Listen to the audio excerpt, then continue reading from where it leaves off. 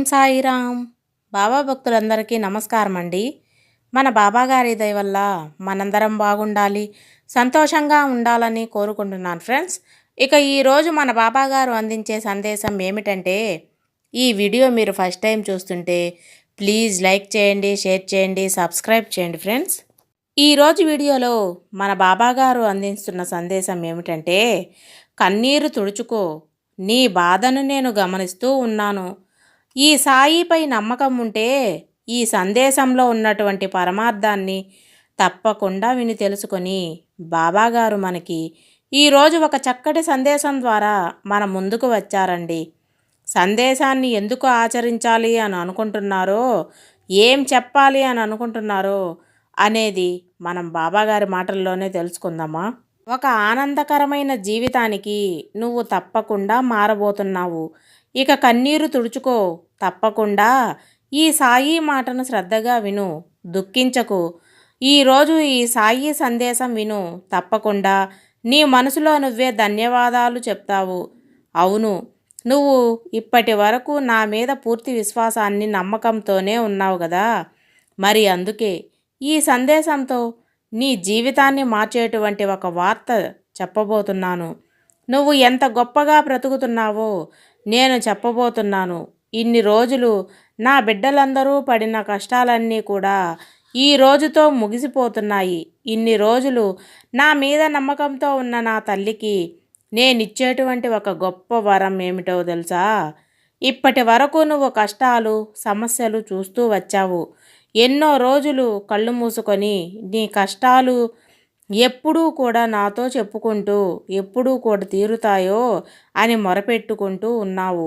కానీ ఇంతవరకు అంటే నీ కన్నీళ్లను నేను చూస్తూనే ఉన్నాను. కానీ ఏం చేయలేని పరిస్థితి తల్లి. ఎందుకంటే అవి నీ కర్మఫలాలు, పాపాల వలన చేసినటువంటి కర్మఫలాలు. అవి అనుభవించక తప్పదు. కానీ వాటి నుంచి బయటకు తీసుకొని రావడానికి నేను ఎన్ని రోజుల నుంచి ప్రయత్నిస్తూ ఉన్నానో తెలుసా? ఈ రోజుకు ఆ సమయం వచ్చింది. ఆ విషయం నీతో చెప్పడానికే పరుగు పరుగున నీ వద్దకు వచ్చానమ్మా. ఎప్పుడూ కూడా సంతోషంగా నేను చెప్పేటువంటి మాటలన్నీ చక్కగా ఆలకించు. ఏదైనా కానీ, ఎన్ని సమస్యలు వచ్చినా, ఎన్ని కష్టాలు వచ్చినా నువ్వు ధర్మ మార్గంలోనే ఉన్నావు. నేను ఏ మాటలైతే చెప్తున్నానో, ఏ దారినైతే నీకు చెప్తున్నానో ఈ కష్టమైన దారిలోనే నడిచావు. అందుకే ఈరోజు ఈ గొప్ప బహుమతిని అందుకుంటున్నావు తల్లి. నా ప్రియమైన బిడ్డగా మారావు కూడా. నువ్వు ఇక దేని గురించి ఆలోచించవద్దు. నేను ఉన్నాను కదా, అన్నీ నేను చూసుకుంటూ ఉన్నాను. ప్రతి ఒక్క విషయం నాతో చెప్తూ ఉన్నావు. ఆ ప్రతి ఒక్క విషయానికి ఒక్క కోరికను కూడా నేను తీరుస్తూనే ఉన్నాను. ఇప్పటి వరకు నువ్వు పడినటువంటి కష్టం ఏదైతే ఉందో అంతా కూడా మర్చిపోయేలా ఎంత సంతోషాన్ని నీకు అందిస్తానో తెలుసా? బాబా, ఇలాంటి జీవితం నా కోసం రాసి ఉంచావా అని నువ్వే ఆశ్చర్యపోతావు. అవును, నిన్ను నేను చాలా కష్టపెట్టాను. చాలా సమస్యలు నేను నీకు సృష్టించాను. అంతా నీ మంచి కోసమే. వాటిలో కొన్ని నీ కర్మల నుంచి నిన్ను బయటపడేస్తే మరికొన్ని ఎందుకు పెట్టానో తెలుసా? మరికొన్ని పరీక్షలు ఎందుకు పెట్టానో నీ చుట్టూ ఉన్న వాళ్ళు మనసు నువ్వు తెలుసుకోవాలని మాత్రమే పెట్టాను. వారు నిన్ను చాలా సులభంగా మోసం చేయగలిగే నిర్భరితనంలో ఉన్నవాళ్ళు.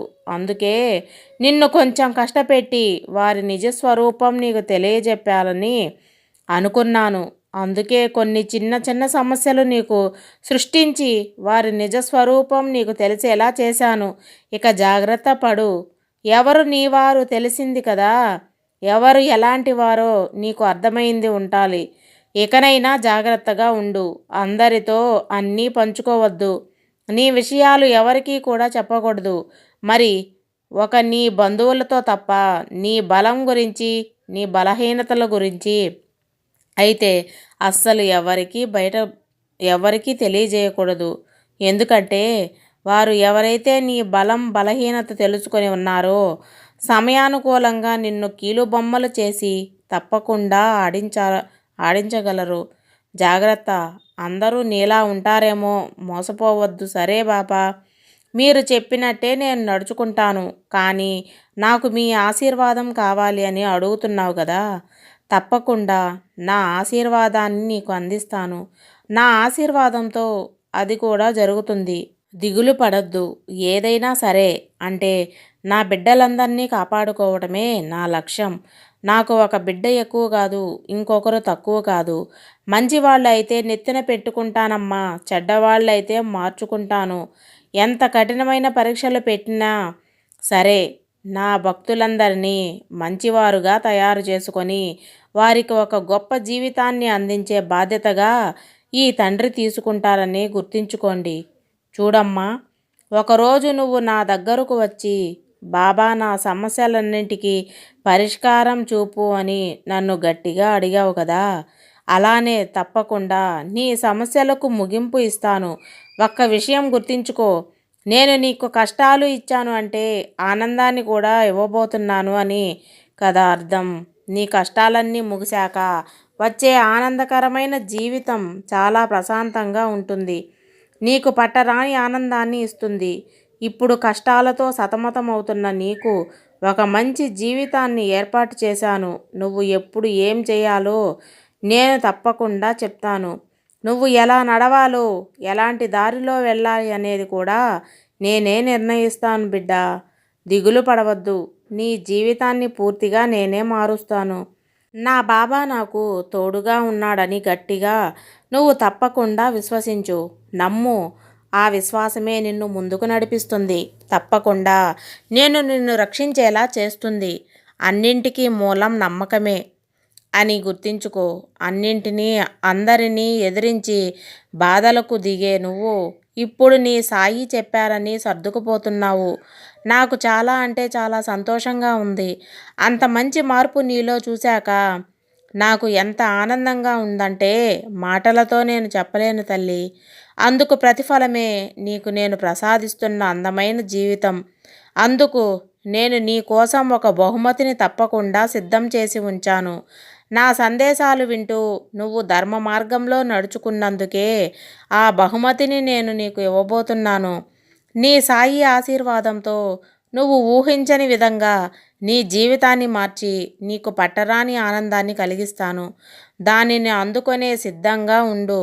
నా నీడ ఉన్న ప్రతి చోట నా బిడ్డలందరూ భద్రంగా ఉంటారని గుర్తుపెట్టుకుంటే చాలు. స్వయంగా నేనే నీ ఇంట అడుగు పెట్టబోతున్నానని ఇక నీకు ఎలాంటి నమ్మకం, దిగులు అన్నీ కూడా అపనమ్మకాన్ని పెట్టుకోవద్దు. దిగులు పడనవసరం లేదు. నువ్వు నన్ను అడిగినవన్నీ ప్రతిదీ నీకు ఇస్తాను. నువ్వు కోరిన కొరత లేని జీవితాన్ని నీకు తప్పకుండా అడ్డంకులు ఉన్న నీ జీవితాన్ని మార్చి సంతోషాన్ని నింపుతాను. ఇక నీ దిగులంతా విడిచిపెట్టు. నేను నీతోనే ఉన్నాను. ఈ విషయాన్ని నువ్వు దృఢంగా విశ్వసించు. తప్పకుండా నీకు అంతా శుభమే జరుగుతుంది. నేను ఎప్పుడూ నిన్నే చూస్తూ ఉన్నాను. ఆ విషయం గుర్తుంచుకో. ఇక ధైర్యంగా ప్రశాంతంగా ఉండు. నీ సాయి నీకు ఉండగా నీకెందుకు భయం చెప్పు. ప్రశాంతంగా ఉండు. ప్రశాంతతని నేను నీకు జీవితాంతం ప్రసాదిస్తాను. ఎప్పుడూ కూడా మన బాబాగారు మనకు చెబుతూ ఉన్నారు, ఇన్ని రోజులు ఎవరైతే అష్ట కష్టాలు పడుతూ ఉన్నారో, సమస్యలను అనుభవిస్తూ ఉన్నారో వాళ్ళందరికీ ఒక గొప్ప జీవితాన్ని బాబాగారు ప్రసాదించబోతున్నారు. అది బాబాగారి దయతో ఇవ్వడం లేదండి. బాబాగారు పెట్టిన కష్టాలకు మీరు తట్టుకొని నిలబడి ధర్మ మార్గంలో నడిచినందుకు ఇస్తున్నారు. బాబాగారే స్వయంగా చెప్తున్నారు, మిమ్మల్ని అష్ట కష్టాలను నేను గురి చేశాను.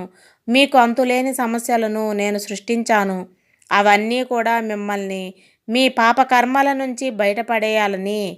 అయితే మరికొన్ని బాధలు కానీ ఇచ్చారండి. మీ చుట్టుపక్కల వాళ్ళ స్వభావాన్ని గుర్తించడానికి ఇచ్చానని చెప్పి బాబాగారు అంటున్నారు. అవన్నీ తట్టుకొని కూడా ఒకరోజు కూడా నువ్వు ధైర్యంగా మాత్రం నడవలేదు కాబట్టి నీకు అందమైన జీవితాన్ని బహుమతిగా ఇస్తున్నాను. అది ఎలా ఇస్తున్నానో తెలుసా? నా నీడ పడిన చోటే అంతా శుభం జరుగుతుంది. అలాంటిది నేనే స్వయంగా నీ ఇంట అడుగుపెట్టి నీ జీవితాన్ని మార్చబోతున్నానని. తప్పకుండా నీకు మరలా అదృష్టం అనేది వస్తుందని ఇప్పటి వరకు నువ్వు ఏ బిడ్డ అయితే అంటే ధర్మ మార్గాన్ని తప్పలేదు, ఎంత కష్టం వచ్చినా సరే నా బాబా నాకు ఉన్నారని గట్టిగా దృఢంగా విశ్వసించావో ఆ భక్తులందరికీ ఇప్పటి వరకు వారు పడ్డ కష్టాలన్నీ ఒక గొప్ప బహుమతిని మనం చెప్పవచ్చు. ఇంత ఈజీ కాదండి.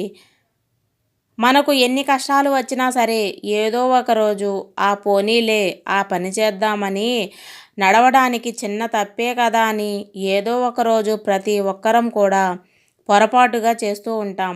అది పెద్ద తప్పు కావచ్చు, కానీ ఎవరైతే చిన్న పొరపాటు కూడా చేయకుండా తెలిసి తెలిసి తెలియక చేసిన వారు కాదు, తెలిసి తెలిసి ఎవరైతే తప్పు చేయకుండా బాబాగారి మీద విశ్వాసంతో ఆ తండ్రి చూపించిన మార్గాన్ని అంటిపెట్టుకొని మరి నడుస్తూ ఉన్నారో వాళ్ళందరికీ తప్పకుండా బాబాగారే స్వయంగా వచ్చి వారి జీవితాన్ని మారుస్తాడు. ఇదండి ఈరోజు మన బాబాగారు అందించే సందేశం. మీకు అందరికీ నచ్చిందని అనుకుంటున్నాను ఫ్రెండ్స్. సర్వేజన సుఖినో భవంతు. జై సాయిరామ్.